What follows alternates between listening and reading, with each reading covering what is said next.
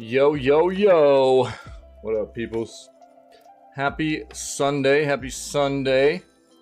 Hope everybody's weekend's going well. Got another beautiful day of video gaming news for today, August 27th. And then should be day 4 of some Blasphemous too, man. Excuse me. That's the plan, man. Another day of doing what we do, baby. Having some fun times, finding out what's going on in the industry, and then playing a cool game, man. Doesn't get better than that. I don't know, man. On that note, I guess we should just go ahead and get into it, dude. Again, I guess I'll preface this with I'm trying to make sure everybody's aware well ahead of time. This coming week, normally I take Wednesdays off every week. This coming week, I will not be taking Wednesday off because this next weekend I will be off. Doing a bit of a family-oriented end of summer weekend thing, and so I want to take some time away. I'll do like probably a 5 to 6 hour stream on Friday. Something like that. And then the stream will be down Saturday, Sunday, and Monday. So we'll be down for 3 days. We'll be back on Tuesday. All right. So just so everybody knows, trying to announce that as much as possible here. Make sure everybody is aware. And I'll put it out on the Discord and Twitter, X, whatever it's flipping called anymore.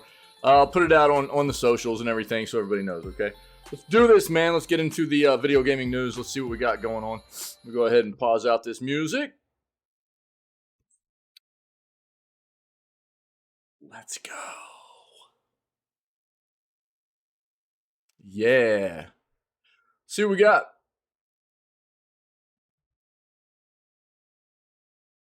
Factorio's giant space age expansion coming next year. Take a peek. Warframe is finally getting cross progression after 10 years. Switch Online Expansion Pack 5 has 5 promised games on the way. All right. See what else we got.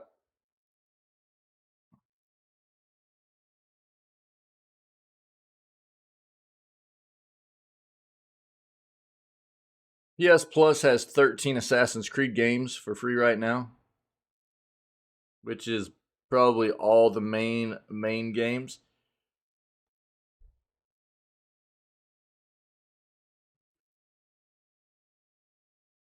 Eyelash Stunlock, dude. Oh no. All right, I think we're good.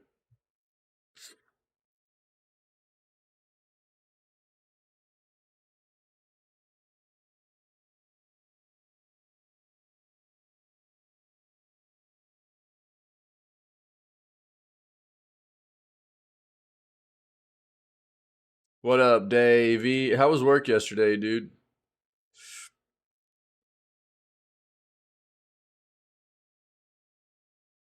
Cool, man. What up, Timwin?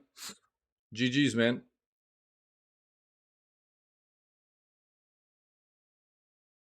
Yeah, we talked about this yesterday.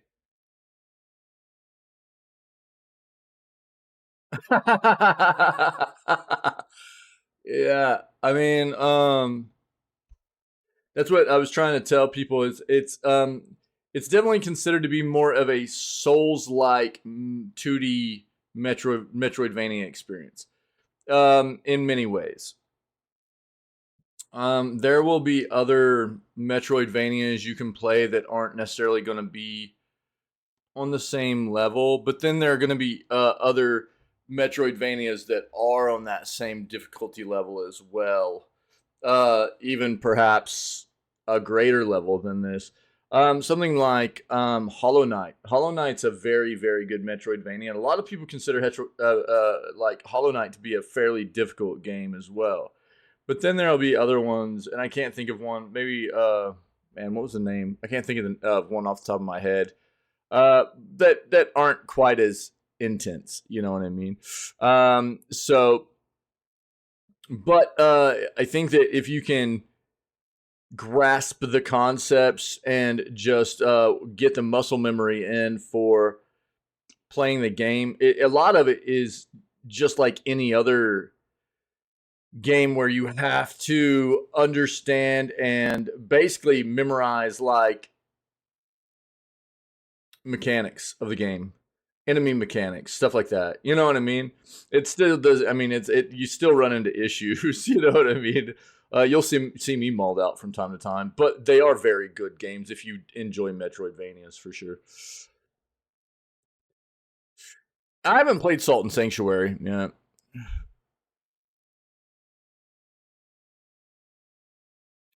Um.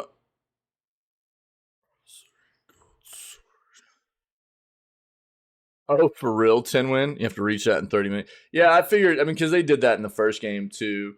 I figured they would have achievements where you have to reach certain, you know, points in the game within a certain amount of time or whatever. They did that in the first game too. Yeah.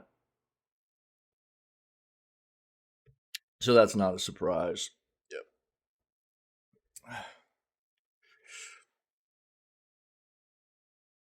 Yeah, you need all the weapons. Yeah. Yeah.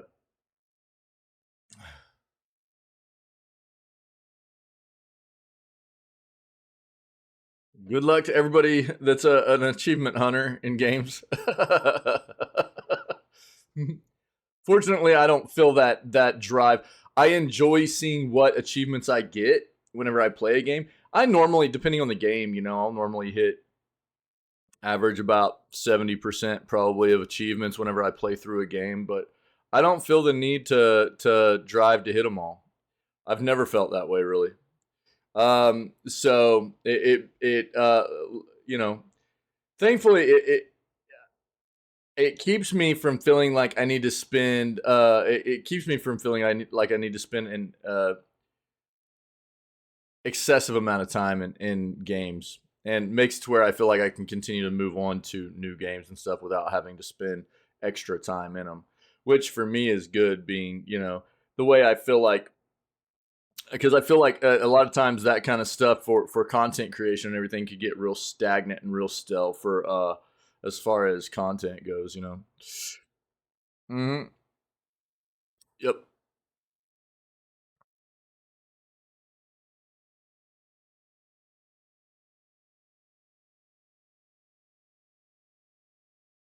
Yeah, yeah. I figure, I mean, they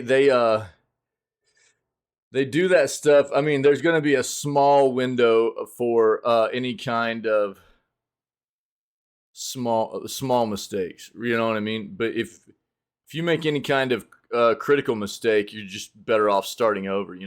They they're pretty good at, most game developers that do this kind of thing are pretty good at trying to make sure they're not going to give you a lot of leeway, a lot of cushion to get that kind of stuff done. That makes sense. Yeah, they're going to make people work for that 100%. Yeah.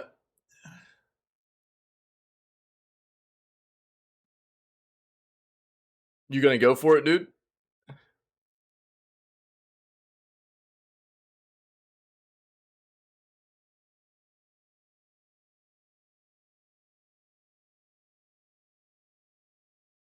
Maybe. Davey, Salt and Sanctuary though, didn't they give that away not too long ago on like maybe Epic or something? Did they give that away?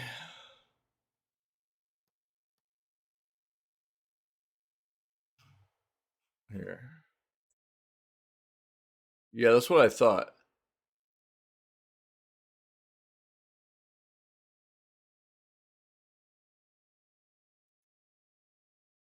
Yeah. Yeah. Thought they did. It's always looked like a cool game. I just haven't ever really had the chance to dive into it. Yep. Yeah, I think they've given it away a couple times on Epic. Yeah. Yep. By the way, we'll go ahead and touch on this since I got Epic pulled up. Don't forget to get your free game, man. Homeworld Deserts of Karak, free right now. Actually, for the next like 4 days, three and a half days, something like that. Up until August 31st at 10 a.m. my time. This game is free, and then it'll be Cave Story for the following week. Okay, Cave Story Plus. So get your free game now. Get ready for the next one. Don't forget. No brainer, man. No brainer.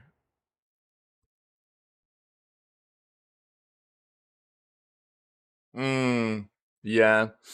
Yeah. Probably so, dude. Probably so. I mean, the fact that they did it with the original game would lead me to believe they'll probably end up doing it. You know what I mean?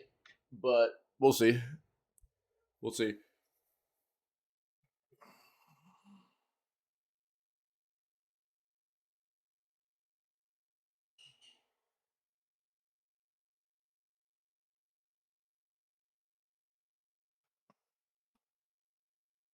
Yeah, if you didn't know, Age of Empires 4 is on Xbox now, so it's there if you want to check it out.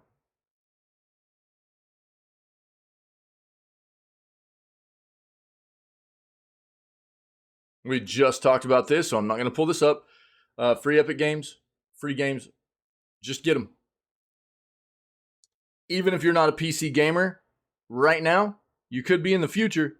And the fact of the matter is, an Epic Game Store account costs you no money at all. So if it literally makes no sense to not go ahead and just make an account on their website and then log in there once a week and grab your free games. That way, if you become a PC gamer in the future, you'll already have a library of free games, and they give away bangers all the time. They give away a ton. I'm somewhere between 250 and 300 games in my Epic Games library at this point, and I've paid for maybe 2 or 3 of them. So the fact that if just if you become a PC gamer in the future, you could have this massive library of free titles to start playing without having to invest in software off the out of the gate. It could be a huge thing. So it doesn't make sense, even if you're not a PC gamer, to not start going ahead and grabbing these free titles. Console's not very good about giving away free games, but PC's pretty good about it on a lot of different fronts. And Epic's one of the best, honestly. And if you're not, I mean, it's free. It's absolutely free. All you have to do is take a couple of minutes of your time, start an account, log in there every week, and add the games to your library. That's it. It's all it takes. It's nothing more than that. It's a no-brainer, man.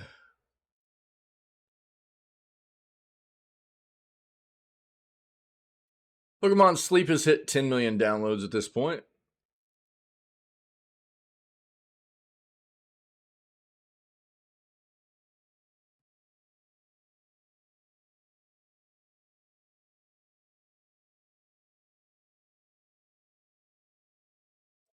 Yeah, Qualcomm has introduced 3 new platforms in Snapdragon gaming chip series.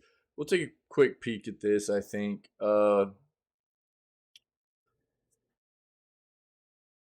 right, Davey. Sorry, man.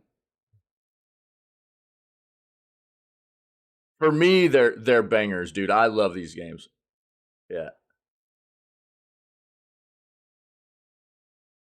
But I respect it, dude. I understand that, you know what I mean? Like, it's not going to be everybody's jam.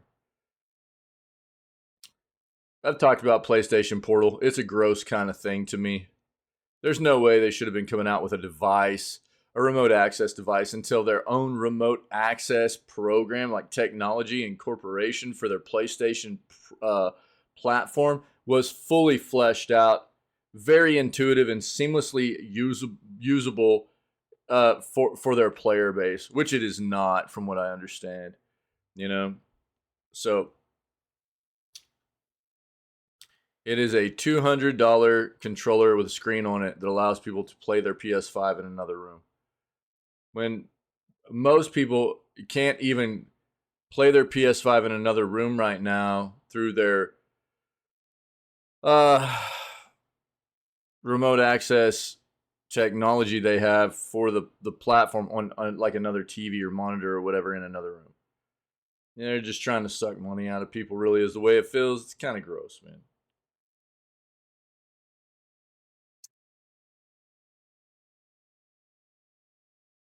I already know what this is going to talk about.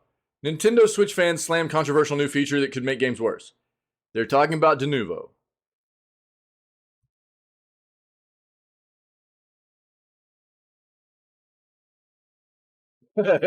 Yeah, we've already talked about it, dude.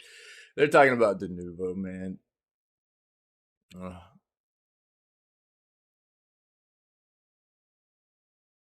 Nintendo is so flipping. I don't know, man. I mean, of all the console developers, Nintendo is just so disgusting to me on so many different levels, above and beyond the other two, really.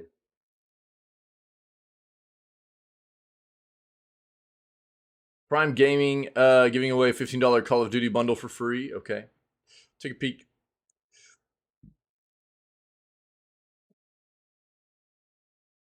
We've looked at both of these, so I'm not going to dive into that. Xbox sale includes dirt cheap $1 games. We'll see what's going on in there. We've seen enough out of Modern Warfare 3 that I'm not diving into it anymore.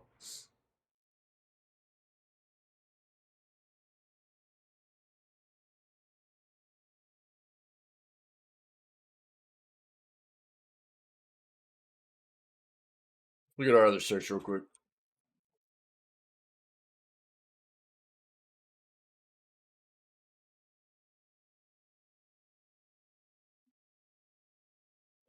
Let's go ahead and pull up Armored Core 6 again, Metacritic.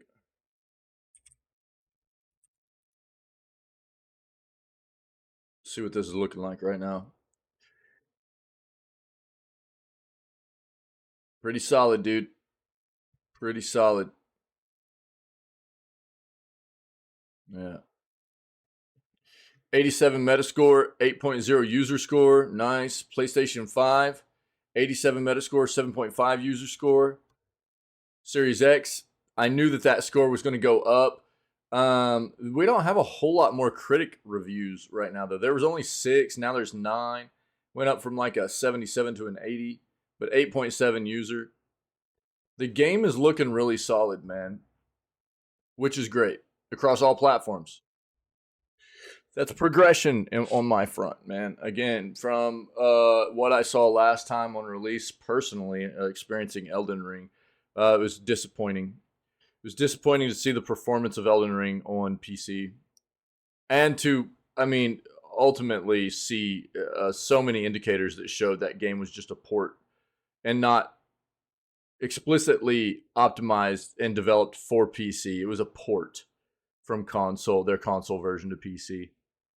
Now it does seem like they've done better with this next release and in Armored Core, and it appears to be doing very well on PC, playing very well, and that's what you want to see, man. So I'm excited. We might end up playing that next. We'll see. We'll see. We'll see.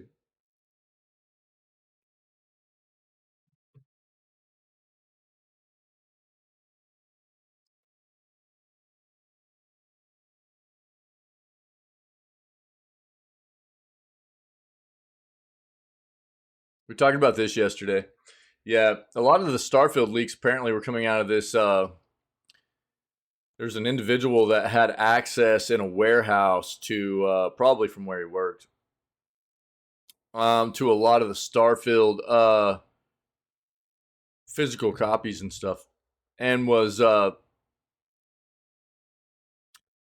selling them online for an absurd amount of money, and also had been pushing out content himself that most people shouldn't have been able to do because of non-disclosure agreements and stuff. Anybody that gets early access to a game, basically for critic reviews and stuff like that, they get an early access version of the game, but they're put on a non-disclosure agreement, meaning that if they leak certain information about the game, they're liable for basically litigation. Like the company can sue them into the ground, depending on the extent of how far they went into breaking the NDA and stuff like that. But this individual has basically been arrested, found to have been the source of a lot of the leaked information on like Reddit and stuff, and We dove into it yesterday in the news segment, and is facing multiple felony charges and stuff in regards to this now.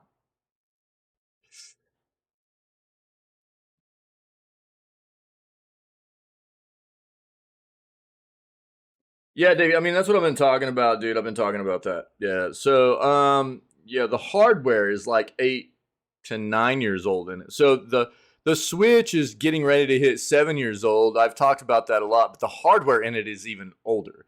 So the release of the device itself, I've talked about that quite often. I mean, um, and I mean, I guess TLDR. I've talked about this a lot, um, and I'm well aware of that fact. It shows also. So apparently, we're probably around a year away from them releasing their next console. But I've been talking about this for a while. They are, in my opinion, well behind where they should be with releasing a new console. Let's face it, I mean, from Nintendo's point of view, they're like, well, we're still selling plenty of consoles with the Switch. Why should we release a new one? You know? And unfortunately, that's the way businesses like this are going to address that situation.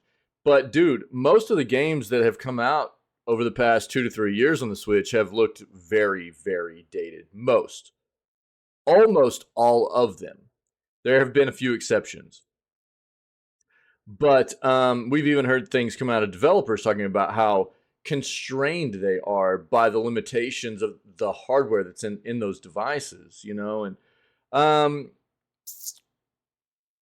while don't get me wrong, the Switch has been a very, very uh, industry defining piece of hardware. It's changed things in regards to how we look at what a primary console device, what that is. You know what I mean? It's been an amazing device, but they're well behind. And here's the other thing. Yeah, now they're adding Denuvo on top of it, right? Here's the other thing. So my next concern is this, and I've talked about this with the community a little bit too. So we're hearing rumor mill stuff. So I mean, everything I've read, Nintendo is very, very good about keeping information away from the public until they're ready to divulge information, right? And good on them for that, because it's very tough to do that nowadays. But from everything we've found out, they are finally planning on releasing a new console probably somewhere around a year from now. It could be anywhere from summer of next year to like maybe not too long before the holiday season of next year, right? And they're looking at like a $400 price point. Okay. So my concern here is, and we've always known that they were going to be trying to balance themselves between a consumer friendly price point and the best hardware they could get in there. But it was like, are they going to be pushing for like the low side of that or like the higher side of that, right? And for me, they're hitting the low side, meaning they're trying to get the lowest price point they can, really appealing to the customer. So it seems like the rumors that I've seen are that they're going to be trying to push this console out at a $400 price point, which is good for consumers to begin with, right? It's good for consumers to begin with because it's a lower price point than what you would see on most modern consoles by about $100. But here's the concern for me. You talk about that, and especially in a non-traditional console form factor. You know what I mean? You're talking about another, because it's safe to bet that the next Switch console that comes out is going to be just the next generation, or the next Nintendo console to come out will be just the next generation of Switch, right? So it'll be another mobile device, a handheld device that plays that dual role as being able to be docked and played as a traditional device as well, right? So what we know is that if that is in fact the case, which again I think you can bet on that pretty safely, it'll be mobile hardware, which doesn't age as well as traditional hardware. It's not as powerful as traditional hardware. Since the inception of the original Switch, it's definitely evolved. Mobile technology has evolved greatly. It's still not to the same extent of something like a traditional console, though, where you're just got really, really chunky, real powerful hardware. You know what I mean? So it's going to age quicker. And if you're talking about a $400 price point, then I'm worried about the longevity of it again. I'm worried about what we're going to be seeing from Nintendo moving forward. And just getting into the same exact situation 4 to 5 years down the line after, their next console, where they should really be looking. What up, Ferret? Should really be looking towards at that point, like they should have with the Switch, looking at releasing a new console, a new handheld, or their new console. Instead, they'll really draw it out. And then I'll be looking at it and going, Jesus, everything that comes out for this looks super old, man, and super dated. And we'll even be seeing developers go, God, we can't do what we want to do because the hardware is just not powerful enough, And I'm afraid we're going to see the same exact, like history repeat itself, basically. You know what I mean? I'm afraid we're going to see history repeat itself with their new console. The same thing with what we saw with what their current console does, or they've done with it. Because, man, they have really tried to stretch this thing out. It's been underpowered for a long time. It's been rough on developers for a long time. It's made the games on it have looked old for a long time. And I think that we're going to see the same thing happen with the new console that comes out. Because I would at least rather see them go for like a $500 price point, get a little bit better mobile technology in there. Because they're going to do it, man. They're going to do the same thing. They get away with it better because of the way that their games are quite often developed art style wise. They're a little bit more cartoony. They're a little bit more done in a way where it's not quite as a realistic aim towards gaming like the other console players do quite often. So they get away with being able to stretch the life cycle out of the Switch. You know what I mean? But for me, they've needed it for a long time, man. Oh yeah, by far. Well, I mean, and that's another thing. Yo, Ferret, what's up, dog? I mean, I've talked about that for a while too. I mean, you can look at what, the difference being.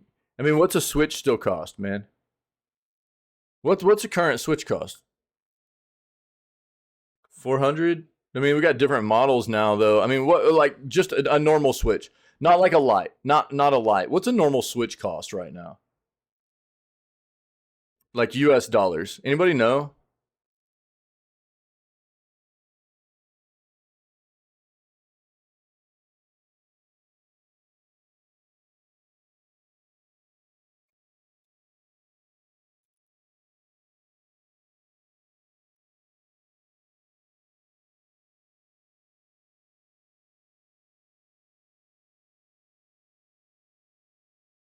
About 300.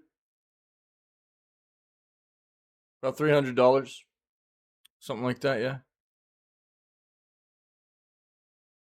Probably 3 to 350. Yeah. So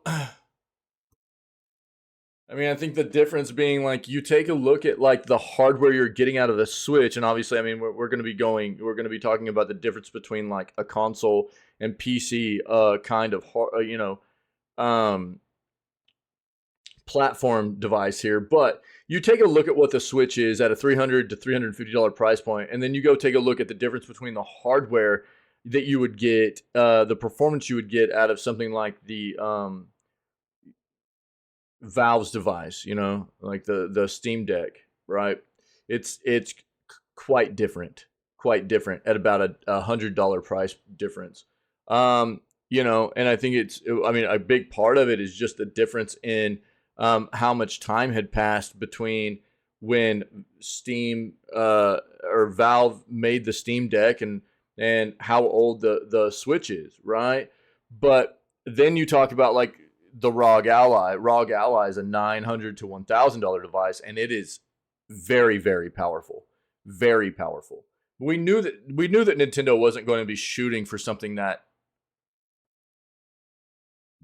high, right? We knew they weren't going to be shooting for like top tier performance because consumers wouldn't be willing to pay that. Yeah, we knew they'd be trying to balance that kind of price versus performance, um, because they need a nice spot for consumers to pay, right? But I have a lot of reservations about Nintendo and the way they want to just stretch out their hardware and how, I mean, obviously mobile hardware just doesn't age as well, man. It just doesn't. It ages a little bit faster. It just does. So we'll see what happens. But yeah, Davey, I mean, I've talked about that for a while, man. I would rather see Nintendo come out with a console at like around a $500 price point. And I know other people go, well, it's nice to see a console player come out with a device that is at a lower price point for consumers. And I agree. I'll agree with that. But here's the difference. You want to take a look at Nintendo all the way around?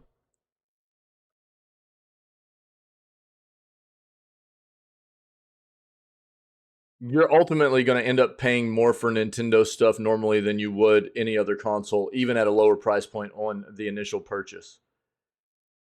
Because their games never go on sale, dude.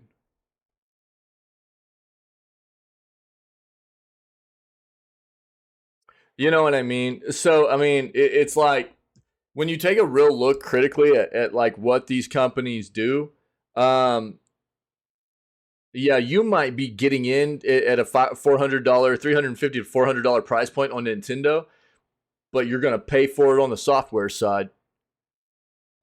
You know, you better believe you're gonna pay for it on the software side because you're not getting any of those games to go down in price point ever, ever, ever. You know what I mean? Whereas at least with like PlayStation and Xbox, yeah, you might pay a little bit more to begin with those consoles, but all of their games end up going down in price point after they've been released for about 6 months. You know,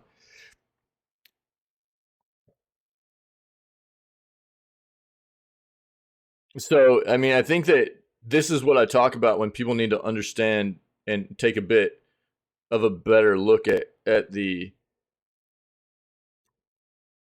whole picture. You know what I mean? As far as things like this are concerned, you know, and yeah, I get it, Ferret. Yeah, I mean that's kind of what I was talking about. Is Nintendo's aim is below the PS and Xbox market, but that's just initially, dude. You know what I mean? And that's what people tend to focus on and not look at the big picture of it all, right? Um,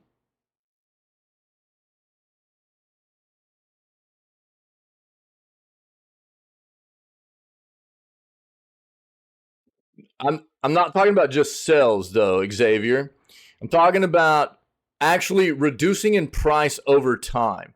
Yeah, occasionally you can find a sell.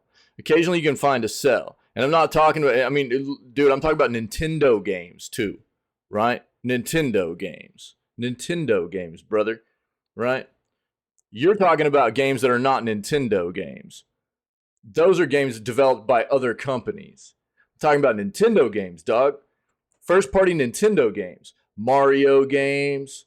Mario Kart 8, homie, is a game that came out on the Wii U almost 9 years ago now. That game is still full retail price. You know what I'm saying? That's what I'm talking about. Mario games, the flippin' Legend of Zelda games, stuff like that. They're terrible with backwards compatibility. there are ways for Nintendo which you're going to end up paying on the back end more than you would on the other consoles. Trust me.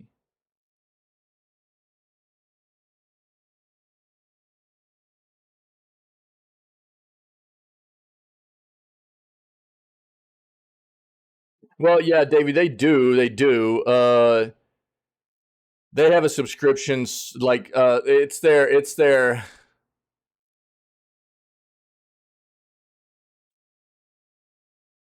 it's where you get what do they call it, man? The expansion pack stuff, Nintendo Online Switch expansion pack. What's up, Xavier? How you doing, buddy? Um yeah, exactly, Tinwin. Yeah, yeah. Yeah. So um yeah, yeah. So I mean, they do go on sale. You'll occasionally find sales on those proprietary Nintendo games too, but it is like once to twice a year. You know what I mean?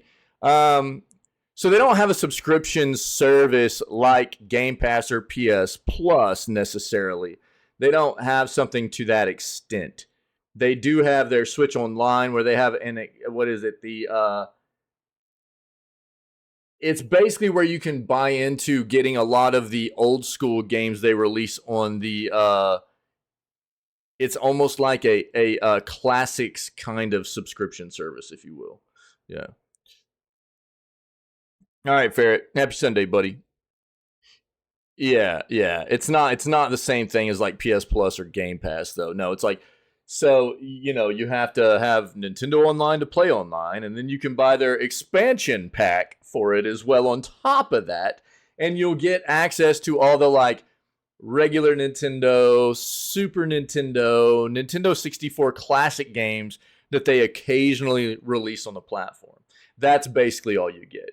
Yeah. So it's not nearly anything to the same magnitude or as big of a selection of what you would get with especially like modern games or anything that you would get with like a legitimate subscription service, you know what I mean, on Game Pass or PS Plus, you know. It's nowhere close to that, Davey. So you're not like wrong per se, but they've got a little something, you know. Yeah. It's nothing like the other ones though. Because here's the thing. If they did that, if they did that, if they did a subscription service like that, right? What we were just talking about, how all their first party Nintendo games are literally almost never on sale, and dude, they never ever go down in price. You know what I mean? They always stay up at that AAA price point. They don't reduce over time. Like a lot of the Xbox games, the PlayStation games, even their first party games and stuff. About 6 months down the line, dude, they end up going down to a reduced price point for the rest of their lifespan, right? Basically. Nintendo doesn't ever do that, right? So if Nintendo was to come out with a subscription service, they would ruin that for themselves. Yeah? That's why Nintendo won't do it. Nintendo won't come out with a subscription service because they would be expected on that subscription service to also put their first party titles on there. And there's no flipping way they'll do it because they've got this niche thing going on in the market where their first party titles never hit another platform ever. And if you want to play those titles, you have to buy them at a AAA price point even after they're a decade old. You know what I mean? So that's why they'll never do it. Because people continue to buy those games at those prices, you know, because you can't play them on anything else. They've set themselves up in a good position. Dolphin emulator. Yeah, we almost got that on Steam, dude, until they flipping threw a fit. And look here, I mean, the thing is, you know, this we can talk about the emulation stuff too. So the emulation stuff, let's be fair here. Not everybody wants to run an emulator to pirate games, but there are some reasons why people should be able to run emulators for Nintendo products. For one, Nintendo is absolutely atrocious in addressing taking away our ability to access and purchase old content and not give us any way to access it anymore. But then they don't want us using emulators or anything like that to find or play those products moving forward. We just saw it, dude. They just shut down the 3DS eShop. They just shut down the, what was it, the Wii? Or was it the Wii U eShop? It was one of those. You know what I mean? Nice, Xavier. Nice. Good, dude. Good. Yeah. We've seen a lot of stuff on that stuff here lately. Yeah. Good stuff, man. Um, and it's like at the same time when we were talking, we just got to talking about how old the Switch is, right? Even on a game that I've been really impressed that Nintendo's been able to do something as good as they have with the Zelda games on the Switch, because the hardware is really underpowered. And they've done a good job. But I'll tell you this, going and playing a game in that genre of like The Legend of Zelda on the Switch, it doesn't feel real good. It's locked at a 30 frames per second frame rate. And in a genre of like that, you at least want 60 frames. It feels chunky. And not only that, but there are certain areas in those games where you start getting a little bit of stutter, a little bit of frame drop. And look, any frame drop you get dropping out of 30, when you're locked at 30 and you drop any frames at all, it is significantly noticeable. There's a huge difference in dropping 10 FPS when you're locked at 60 to dropping 10 FPS when you're locked at 30. It's a significant difference. And a game like that, an action-based melee, game like The Legend of Zelda, third-person action hack and slash kind of game, RPG, it does not feel good. So what people have done is they go, well, because it's legal if you own the game and you own the hardware, it's legal to emulate that game on other hardware. And people go, The Legend of Zelda is a cool game, but it sucks to play on the Switch because the Switch's hardware is old. So I'm going to emulate it on my PC because it plays much better. I get better resolution. I get higher frames. Everything's smoother. But Nintendo is still just throws a fit all the time. They just want it all shut down. They want it all shut down. And I mean, they're partially to blame for creating this own, their own problems here. They want to stretch out their hardware as long as they possibly can whenever they should have had a new console out 2 years ago, as far as I'm concerned. But, people want to run their products on different hardware because their hardware feels so flippin' old and it's just super dated, man.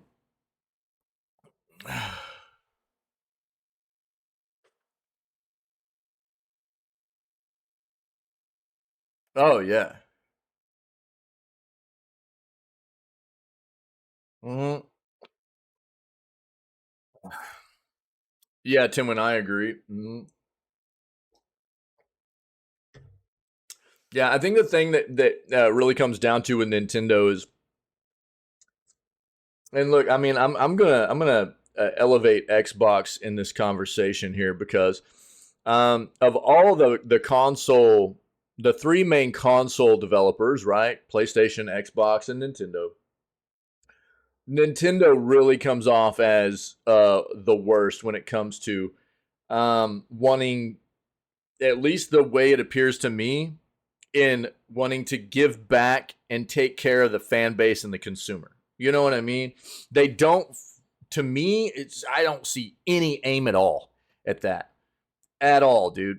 They don't give a crap about backwards compatibility, anything of that nature. It's just making people double and triple dip all the time. Like, oh, you bought our game on, the Wii U? Well, guess what? Now, if you want to play that game on the Switch, you're going to have to buy it on the Switch. Oh, you bought that game on the Switch, like Tears of the Kingdom? You'll probably have to buy it again on their next console if you want to play. You know what I mean? It's terrible like that. Whereas I think that Xbox is actually a company that has a fairly good aim at trying to maintain some kind of aim towards their consumer, their fan base, giving back. They do a pretty good job with backwards compatibility. They got rid of all the DRM stuff for their platform, for the most part, anyways. Don't get me wrong, they still do scummy business crap, dude, like expansion storage that is proprietary that should cost 3 times what it should, stuff like that. You know, but Nintendo really, really, really does come off as like the scummiest of them all, dude. In my opinion, but they all do stuff that comes off really bad, which is why I mean, again, I mean, I talk about this all the time. As somebody who has traditionally played games across all platforms, dude, I'm at the point now where I won't hardly play on anything besides PC anymore because all the console players, all the console developers, not players, the players in the console business world, the console developers, they all just have so many different things they do that come off feeling super, super scummy to me, man, on many different fronts, you know, to where I'm like, dude, I can't do this anymore. I just can't handle it. And it just feels so disgusting, man. But I will say that Xbox quite often does come off as a little bit better than the other ones. Another thing about Xbox is I think a big part of it's Phil Spencer, dude. I've got to say, I think Phil Spencer is actually just a gamer, dude. I think that having Phil Spencer has kept them in the mix of having somewhat of an aim at maintaining that dedication towards us as the consumer and as gaming enthusiasts and part of their platform. But dude, I think if Phil leaves, they're screwed, man. You know. I think Xavier. It's good to see you, buddy. It's good to see you. Yeah, we'll keep moving. But the third version of Twilight Princess, full price. Yeah, yeah, dude. Exactly. You know, it's pretty gross, dude. Yeah, it's good to see you, Xavier. I'm glad you got some games to be excited about. Yeah, we've been hitting on those here a little bit here lately. I know, dude. This we got off on one right there, man. But yeah, we have to talk about this from time to time because look, man. I mean, it's kind of broken record material around here. We end up harping on this from time to time. But for anybody that hasn't heard these discussions occasionally that we have in here, I do think they're important. I think this is the awareness that we need to be raising, you know. Yeah, nice, dude. Nice, Xavier. You'll have to let me know. I don't think that I'll probably be playing any of those. Uh, yeah. Well, Armored Core right now, dude, is apparently a banger, dude. Yeah, there's a lot of we've already hit on a little bit of that. Armored Core is doing very well. That's one of the ones I was waiting on too because I got bit by Elden Ring on PC release. It didn't feel good on PC on release, and so I was waiting to see what Armored Core was going to feel like. But apparently, yeah, dude, I love mechs too. I love mechs, dude. Um, so I was waiting though, and apparently the Armored Core stuff, Armored Core 6 is very good across all platforms. You know, yeah, and Timwin's been playing it. You know, we've been looking up reviews. The Metacritic reviews 87 on both PS5 and PC, and the user reviews are right up there alongside that, like 8.7s right there alongside it. And then I think what is it, Xbox Series X, the critic reviews at like an 80. Dude, the game's looking really solid. You might look into it. Yeah, yeah. It looks like they've done a pretty solid job across all platforms with Armored Core. Do a little bit of looking at it, dude. I think you'll probably be impressed. But it is important. I mean, to raise awareness about what these businesses do. I mean, that's a big part of why I do this stuff. You know, raise awareness of the companies that might be doing things that are scummy to us. Raise awareness and of the companies that are doing right for us, like Larian or Tango. You know what I mean? Or indie devs that are making bangers. You know what I mean? Like Mint Rocket with Dave the Diver. I think that it's important that not only do we point out the things that are going on in the industry that might be a little bit scummy, but also point out the industry, developers and stuff that are doing good things for us. I think that's important, man. Game Kitchen, yep, there you go, Timwin, yep, absolutely. Oh yeah, yeah, right on, Xavier. Yeah, man. broaden the mind. You know what I mean? Broaden the experience a little bit with the mech stuff. Yeah, yeah. See what else we got here, man. Sorry, I know we got a bit off on a rant there, but it was a good talk, dude, and I enjoy having those with you guys.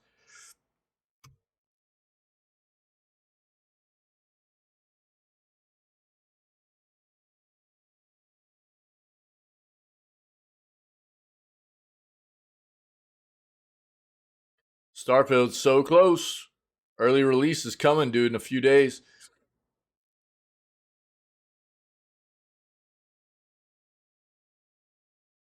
Yeah, we talked about that yesterday too. EA can just get wrecked.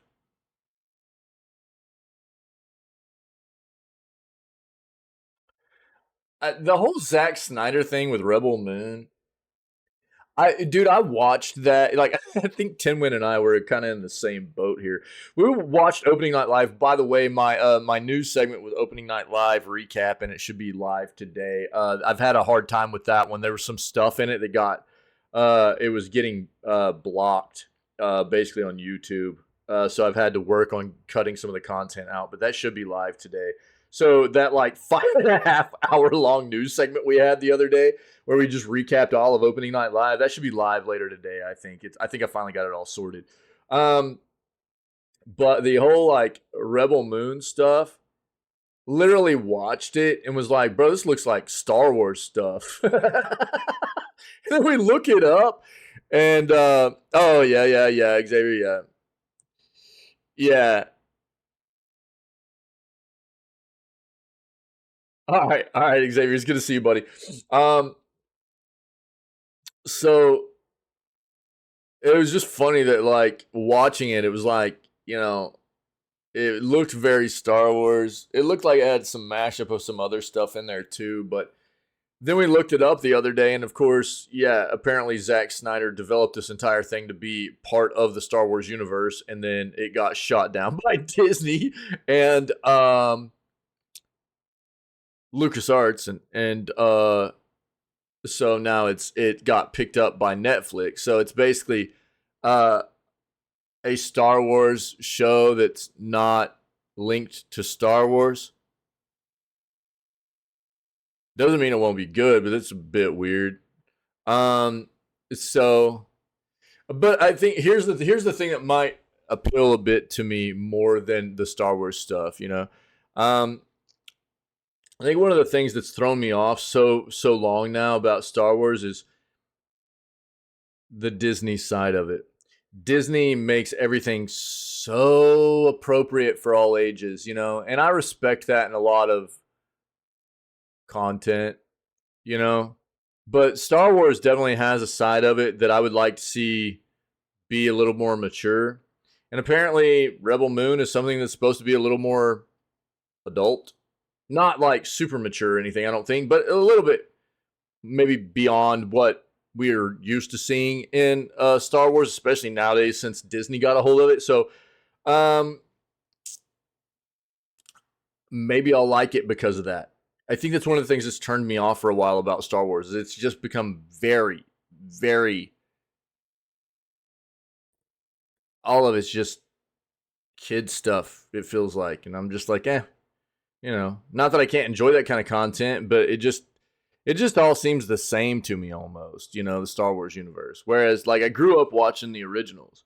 And dude, I loved those movies. I loved them. But it's like as time has gone on with the Star Wars stuff, I just can't get immersed in any of it anymore. It's like it's just lost on me, man. So who knows? Maybe I'll like this, even though it's not really. It's like unofficial Star Wars, I guess is what you should call it. I don't know. And we'll see what the game has to offer. Who knows? We don't really know anything about it yet, for the most part. We got the Warframe stuff up. Let's go one more page here. Jack and Daxter time. You should play Blasphemous, dude. It's pretty good. Sorry.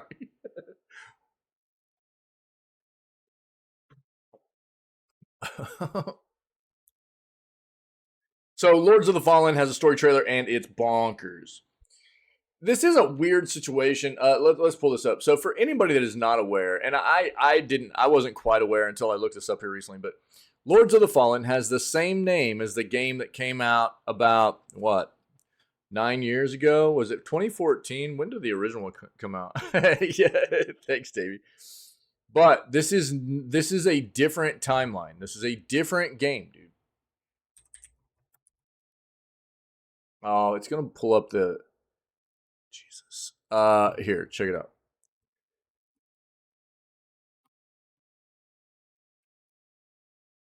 I don't know. I never understand this from developers. Okay, so this is weird to me. Why are you going to name a game the same exact name? Yeah, October of 2014. Yeah, I was right. So the original one, not the new one coming out, the original one came out in 2014. But apparently, this game is in fact supposed to be a sequel. And it's set like 1,000 years after the 2014 game, from what I understand.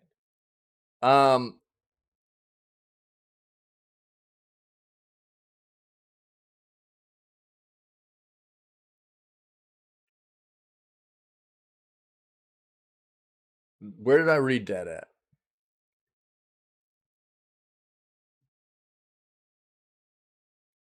Successor to the 2014 video game of the same name. Why do that? If it's not a like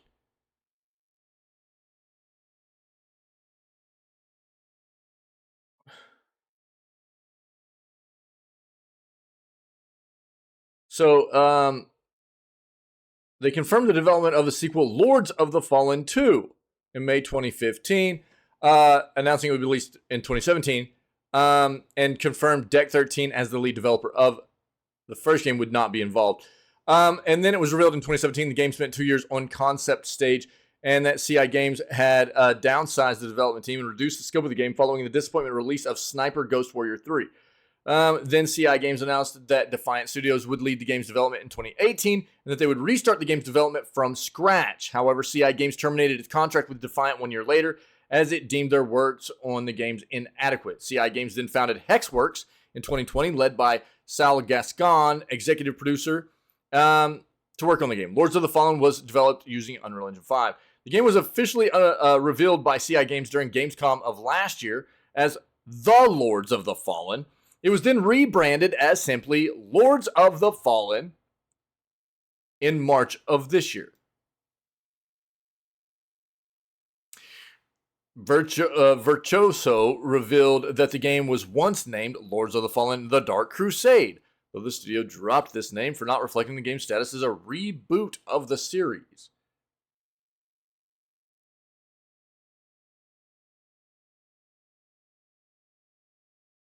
Where did I read that it's supposed to be like set 1,000 years after or whatever, though? Like, I don't know, man.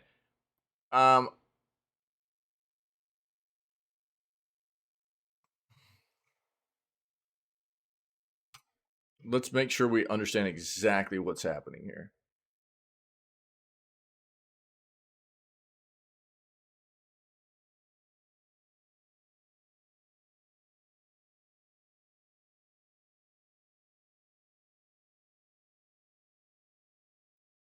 Yeah, this might have been it.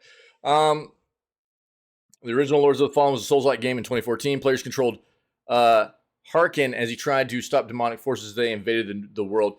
A second game in the franchise has been announced, will be also titled Lords of the Fallen. While styled as a reboot, the game is a sequel to the original in terms of story and will be set over 1,000 years after the original game setting. So that's kind of what I had been exposed to previously whenever I started looking into this. So for people that think that this is just like a remake, I don't think that's the case. This is in fact going to be a different story. It's a different game.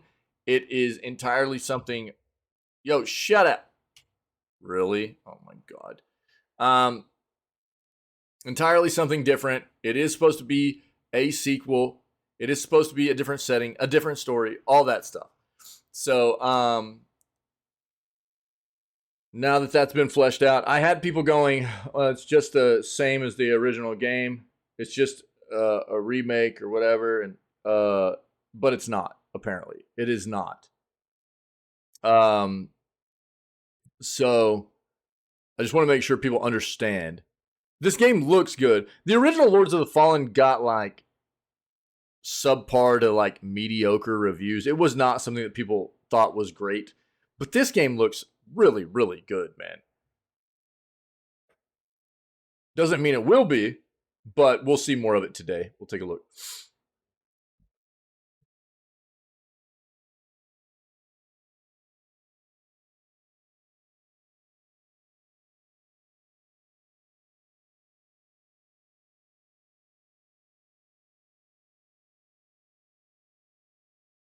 Dude, Gaming Bible, get wrecked, dude. I do not like reading their articles. I'm staying away from Gaming Bible stuff.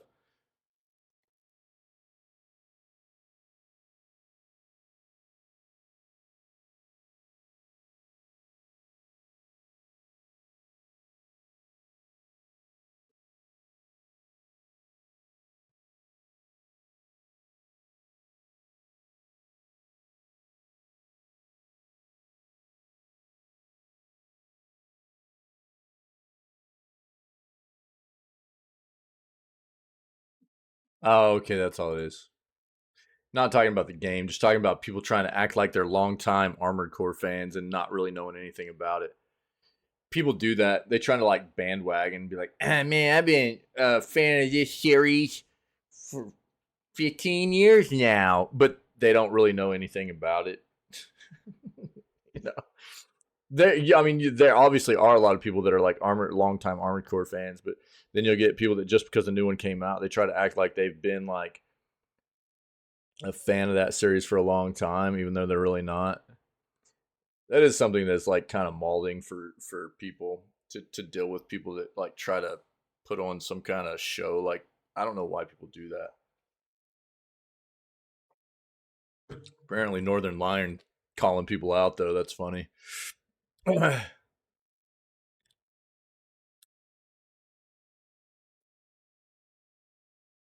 Yeah, we already talked about God of War Ragnarok expansion. I think that's actually pretty smart. Um, as long as they're not taking away too much from the development of the next God of War games and stuff. But we're probably looking at like every 4 years for release for like God of War, new God of War games, and from Sony Santa Monica, and they've done a great job with these games so far. So maybe what they're taking a look at here is a way to tide people over a little bit until the next one comes out, and as a good business move probably too, is to get a bit of an expansion pushed out in between the releases of the main titles, every 2 years. So it's like every 4 years will be a main title, and then right in between the main title releases, you'll do an expansion. That's probably a pretty good business play from their point of view.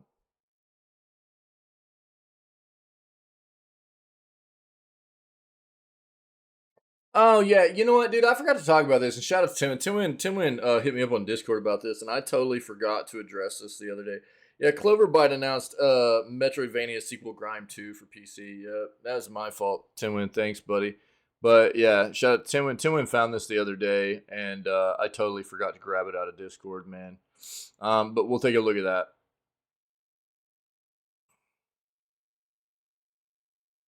Mortal Kombat. What is this? Why are they talking about Mortal Kombat 11 stuff?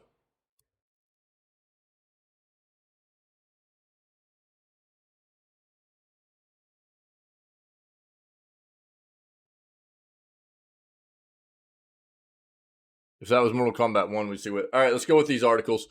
Cloverbyte announces Metroidvania sequel Grime 2 for PC. Again, sorry, Timwin, thanks for making me aware of this, dude. I just totally blanked it the next day after whenever I started up the news. So Cloverbyte has announced the upcoming release of Grime 2. Timwin, if you're still hanging out, did you play the first one, dude? Um, I don't.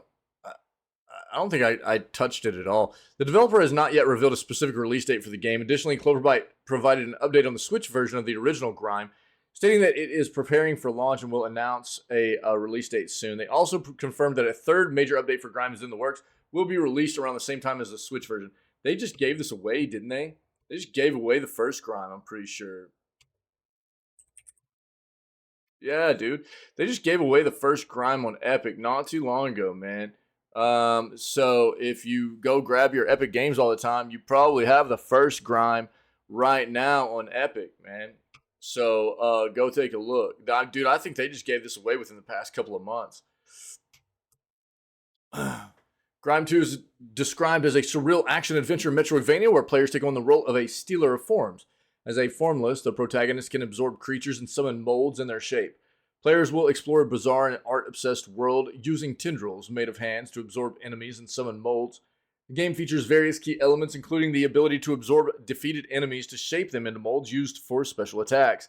Players can also utilize the environment for combat, use hand tendrils to parry enemy attacks, or grasp and absorb them. Grime 2 promises a lived-in world with unique locations, cultures, and deep characters to interact with. While awaiting the release of Grime 2, fans can enjoy the upcoming Switch version of the original Grime, which will be announced soon. The game has received critical acclaim and has gained a dedicated following since its initial release in 2021. So, yeah, it'll be on here too. So, the first Grime is pretty well received. Yeah, 86% positive, over 3,100 reviews on Steam. I'll link this for you guys if you want to take a look. It's an 81 reviewed game on Metacritic. Pretty solid, dude. It's a really good score there. That's that. And then I'll give you Grime 2 on here as well.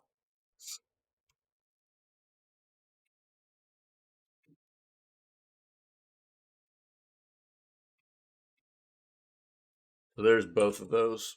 Cool. Cool. Yo, today's the last day for the Gamescom stuff on Steam, by the way, also.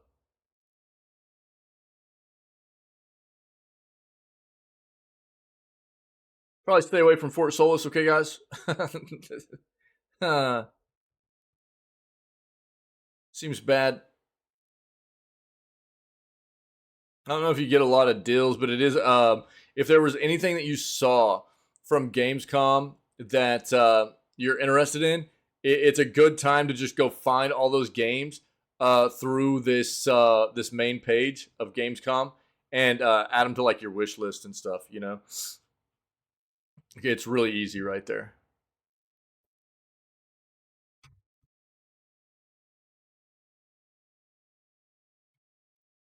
Lords of the Fallen has a story trailer and it's bonkers. Lords of the Fallen, one of the titles gamers anticipate the most this year. Last month, the gamers publisher CI Games released an extended gameplay trailer, which we watched. It was like 18 minutes long. It looked really good. That had gamers buzzing with excitement. The studio has now followed that with a story trailer at the ongoing Gamescom convention in Germany. The 2.5-minute trailer opens with a foreboding scene that shows a man walking through a swamp. We get the vibe he is hiding from something. His breathing is heavy and we can hear growls in the distance. We are correct, as only a few heartbeats later, comes face to face with a monstrous being that impales him with an extraordinary long claw and then slices off his head. Why are you telling us about it instead of letting us watch it, man? Come on.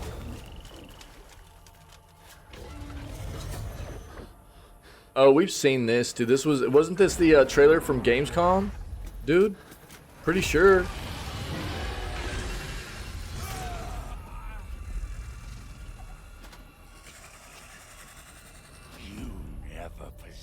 The metal for this, Crusader. You failed.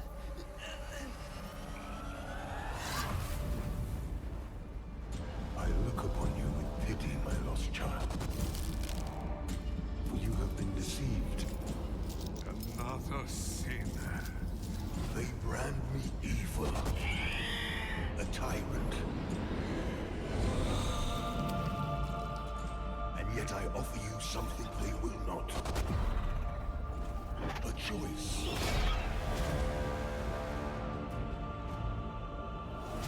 Hello again, deathless one.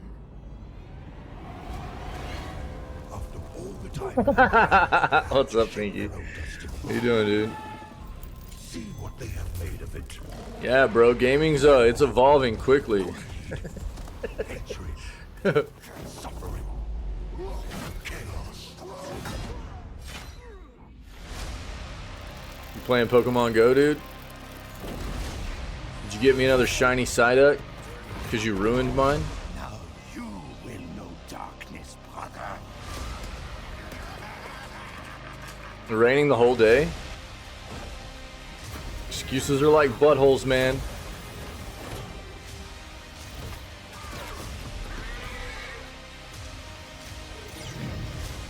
Everybody's got them and they stink, dude.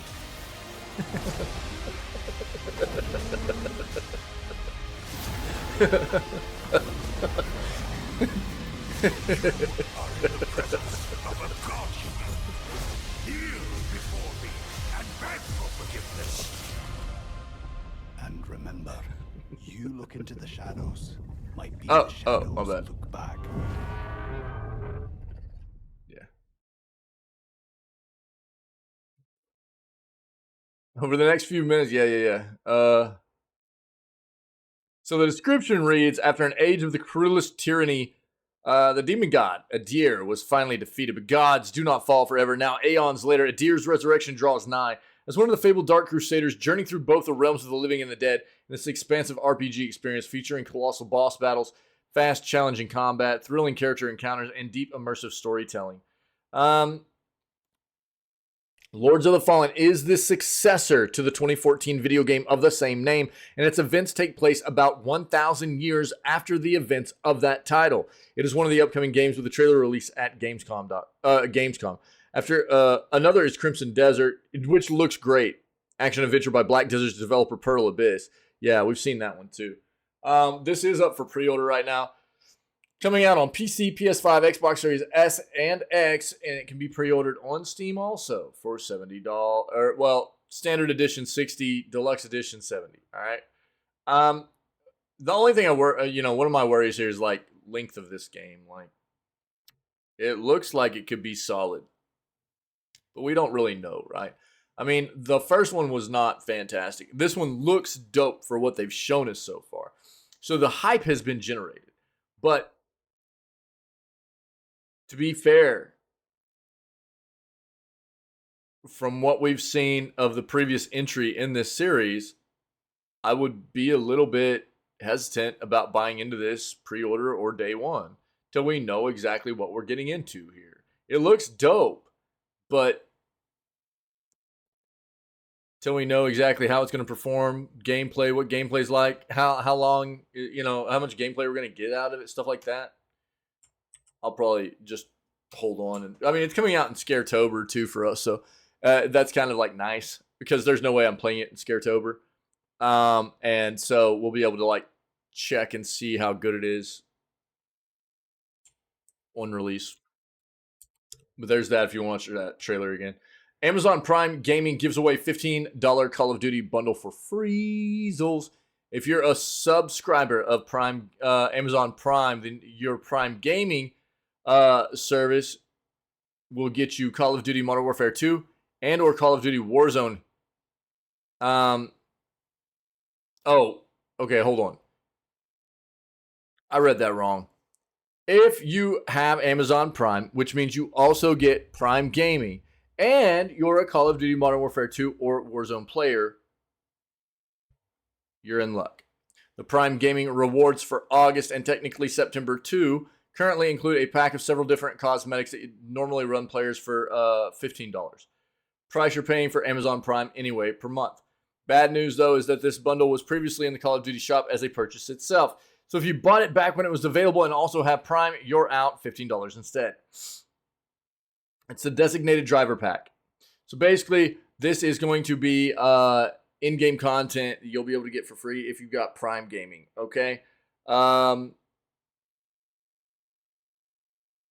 already knew that content for Call of Duty 3, your content from like purchases, in-game content, cosmetics, things of that nature, whatever, is going to carry over from Call of Duty 2 to Call of Duty Modern Warfare 3 whenever the game releases in November, okay? But that's what you need to know. Best for Spooktober. What do you mean? Little Gator game is on sale right now. I think I have that on my list actually. Yeah, I'll take a look, dude. We've talked about this a few times.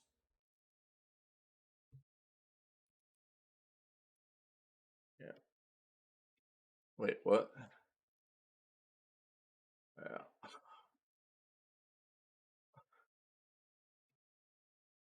Bro, this is not coming off as a Scaretober game. You know what I mean?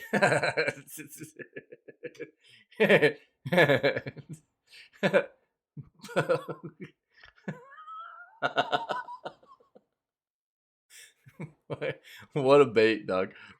What a bait. Flipping Scaretober, dude. Jesus Christ. God dang it. Flipping baited, dude. Oh man. All right.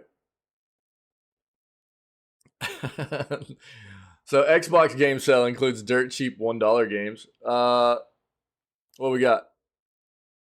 So on the Xbox store, Microsoft store,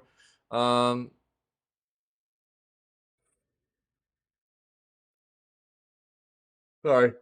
So none of the below deals are locked behind an Xbox Live Gold or a Game Pass subscription. However, they are all limited time deals that expire at different times. While every deal below is available at the moment of publishing, this may change by the time you read this. Crypt of the Necro Dancer, $3. Ukulele, $4. Inside, $5. Callisto Protocol, $27. I'd be weary of this one.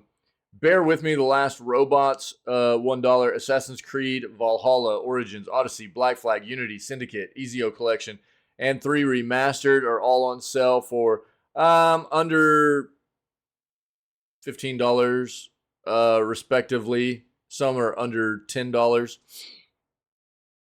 In Sound Mind, $3.24. Assassin's Creed Rogue Remastered, $9.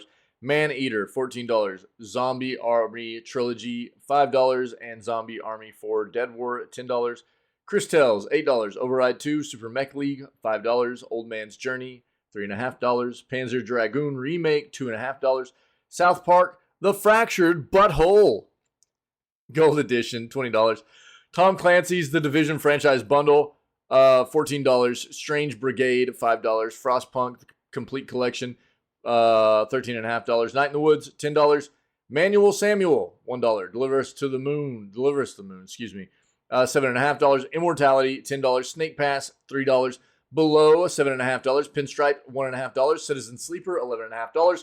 Warhammer, End of Times Vermintide, $4. Warhammer Vermintide 2, $6. Monster Boy in the Cursed Kingdom, $10. Observer, System Redux, $15. Medieval Dynasty, Outlast, Bundle Terror, Outlast 2, The Medium, Slender, The Arrival, Amnesia, a bunch of Amnesia games. Dude, the list goes on. Soma, Wolf Among Us, Sinking City, War of Mine, Inscription, Limbo, Gang Beast. There are billions. There's a ton of games, dude. If you guys are interested in grabbing any of these off the Microsoft Store, I'll link it for you. Perfect for Scare 2. Yeah, I can see that, dude. Yeah, I can see that. Yeah. Mm-hmm. I'll keep it in mind. PlayStation Plus has 13 Assassin's Creed games for free. They are billions. Is a super good game, is it? Oh, check it out. It sounds familiar. Why do I know that game?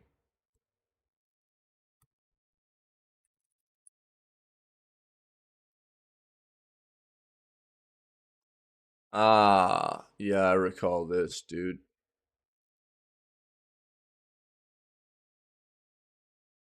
You played all the way through it?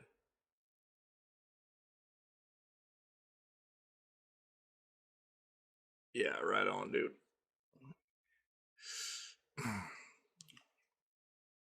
Word up. Yeah, it's reviewed very well. Nice. Thanks, man.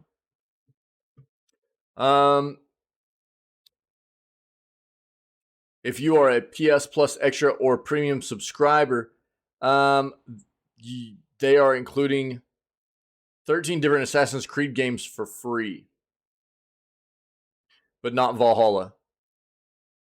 Every other mainline game -1 in the series is included. A few spin-offs as well. Also not the original Assassin's Creed. How long they're going to be available on PS Plus is not known, but there's the list of them right there. So if you've been wanting to play some of the Assassin's Creed games and you've got PlayStation, grab PS Plus and you can get a good amount of Assassin's Creed content taken care of there. There you go. Qualcomm introduces 3 new platforms in Snapdragon gaming chip series. So Qualcomm has expanded its Snapdragon gaming chip series with the introduction of 3 new platforms designed for various handheld gaming devices. These platforms, named Snapdragon G3X Gen 2, G2 Gen 1, and G1 Gen 1, offer different levels of performance and features to cater to different gaming needs. Obviously, the G3X Gen 2 is the most powerful. Is a direct successor to the G3X chip, apparently providing a 30% boost in CPU performance and 2 times increase in GPU performance compared to its predecessor. Supporting Wi-Fi 7 and 5 gig mmWave connectivity for seamless cloud. Then the G2 Gen 1 is the model below that.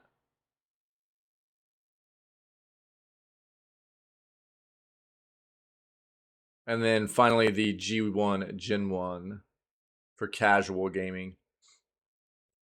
No release dates for these chipsets yet. The G3X Gen 2 reference design has already been handed out to some select manufacturers, though. But who those manufacturers are has not been disclosed. Okay, interesting. We'll see what comes of that. Factorio's giant space age expansion is coming next year.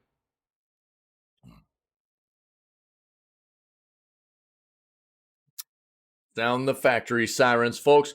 Woob Software has announced that expansion Factorio Space Age is coming next year. The expansion will make the immensely popular Factorio roughly double in size. Woob has previously said, and the concept has been in the works since at least 2016. So Space Age will continue the engineer's journey into space, continuing the main campaign of Factorio itself, which ends with launching a rocket. New expansion will rebalance that to become sending the first of many rockets into space in order to build space platforms for orbital industry and exploration that will bring players to 4 new planets, each of which will have its own unique theme, resource challenges, and gameplay mechanics. Interesting, man. Structure of these the expansion seems to revolve around 3 new types of scientific research, one for each of 3 new planets, expanding the science packs in Factorio to a total of 10. Supposed to release roughly about a year from now. Still a lot of play testing to do on their end.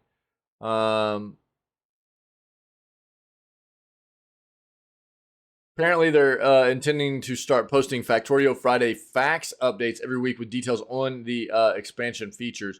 They'll last until the release. They've been very clear to say the expansion is about the size of the main game. Look at this noise, dude. That's wild. Dude, I love the tentacle dragons. they're actually just claws. They almost look like dragon heads, though. I like going out, picking up all this stuff out into space. That's pretty dope.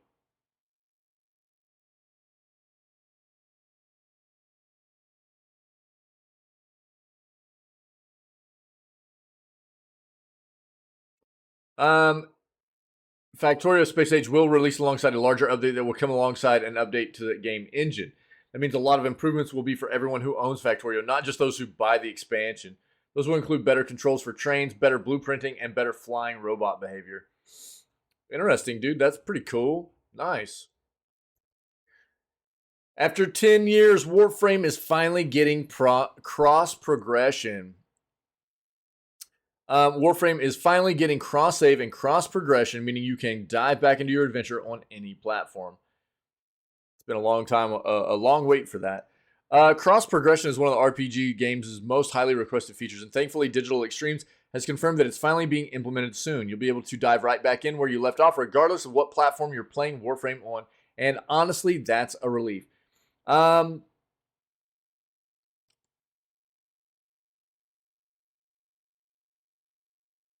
TennoCon 2023, the first in-person Warframe event since COVID, Digital Extremes has revealed that the cross progression is finally coming to Warframe. That may just be some of the most exciting news of the day. No games for $1. They lie to us, dude. What article was that?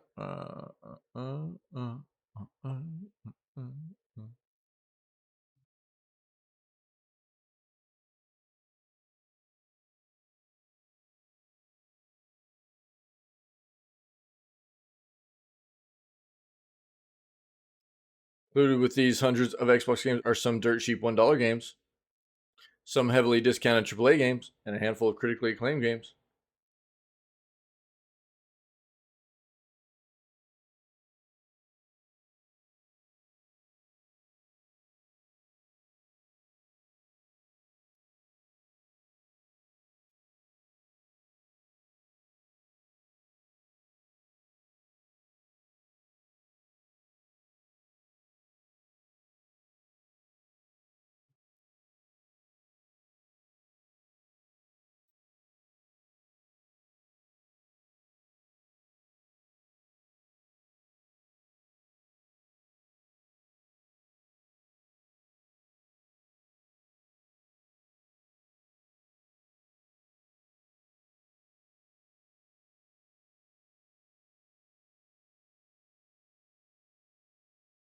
I don't know, man.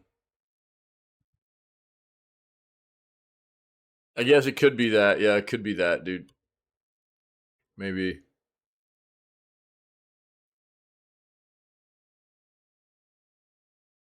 Um,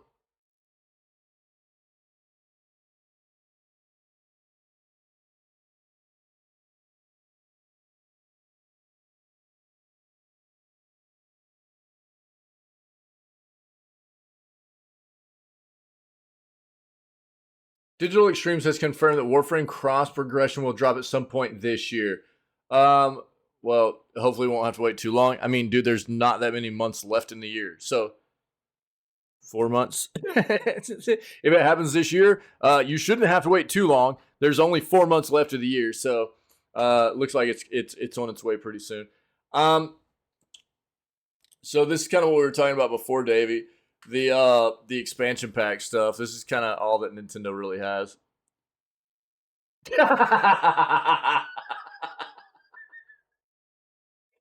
Yeah, we're not that far away. Yeah, Pinky, bro. I'm sorry, bro. God dang it, dude. Very nice. Yo, hello, howdy, hey, how you doing? What's up, Gabs? Nintendo Switch. This is the last article I have, guys. If you have anything else you want to talk about, let me know, and we'll address it before we move on and go play some more Blasphemous 2 for the day. Okay. Switch Online expansion pack still has 5 promised games on the way. Switch Online, yeah, subscribers are still waiting on the 5 promised games coming to the service. Just waking up in the morning, gotta thank God. I don't know, but today seems kind of odd.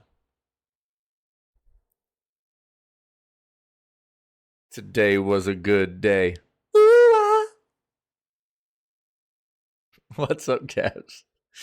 Bro, that's one of my favorite songs of all time.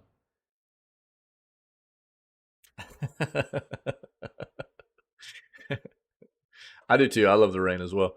But Pinky's playing Pokemon Go, and it's ruining his Pokemon Go time. You know. There are still 5 promised games. Nintendo Switch Online expansion pack subscribers are waiting to see added to the service. The Switch Online expansion pack costs $50 per year. But in exchange, Switch gamers get access to many more retro games than vanilla Switch Online subscribers. This includes titles pulled from the 64, Game Boy Advance libraries, and Game Boy Advance libraries, with more added on a semi-regular basis.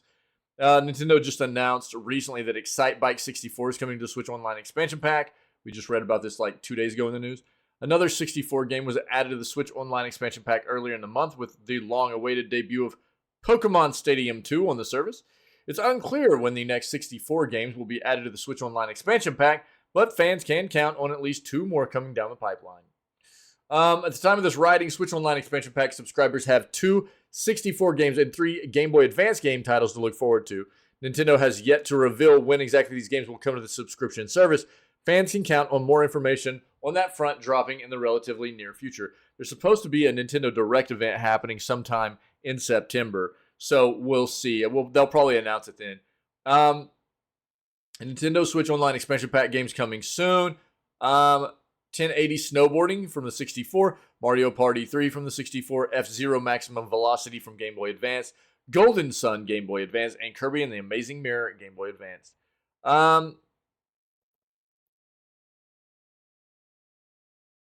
Yep.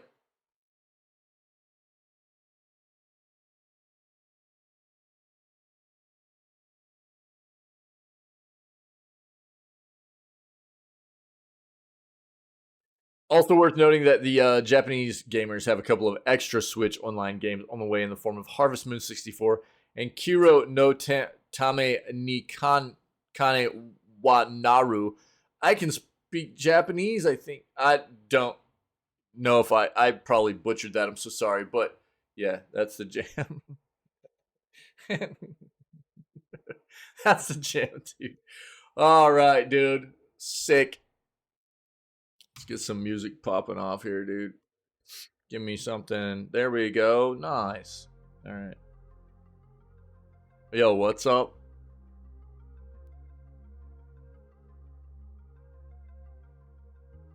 Yeah, Pokemon Go is still very, very popular. Yeah, it really is. Yep. Yep. Yeah, they've continued to maintain that game very, very well. Niantic. Yep.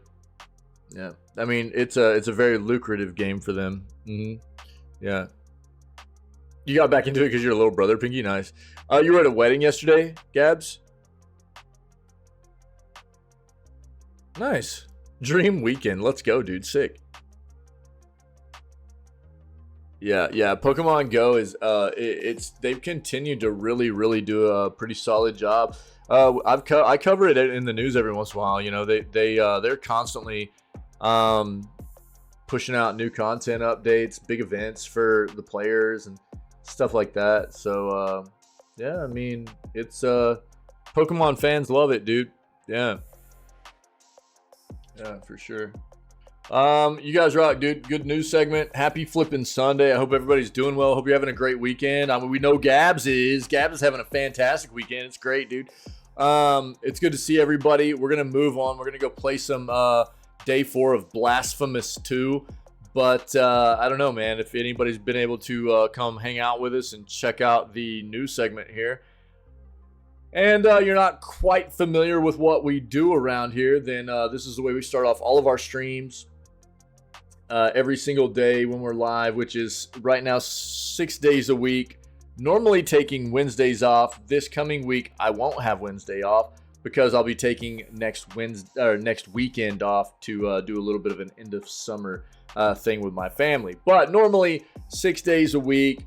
Wednesdays are off. We start off at 6 a.m. CST CDT, where we always kick off with video gaming news before we segue our way into playing whatever game we have on the schedule for the rest of the day. Normally 8, 9, 10-hour days is what we do around here. So all of our video gaming news segments are up on the Twitch channel, the YouTube channel, as well as our playthroughs of the games we've done and you know, clips and highlights of fun, wild things that have happened here in the community and stuff like that. So check out that content, man, and if you're enjoying it, come hang out with us more often. We're always hanging out, having a good time, looking for more chill, good peoples to come be a part of what we do, take part in just enjoying the world of video games that we all love so much around here. So I guess other than that, man, happy Sunday. Stay healthy, stay safe, be kind. We're going to go play some Blasphemous 2 But we'll catch everybody tomorrow for August 28th edition of Video Gaming News. All right.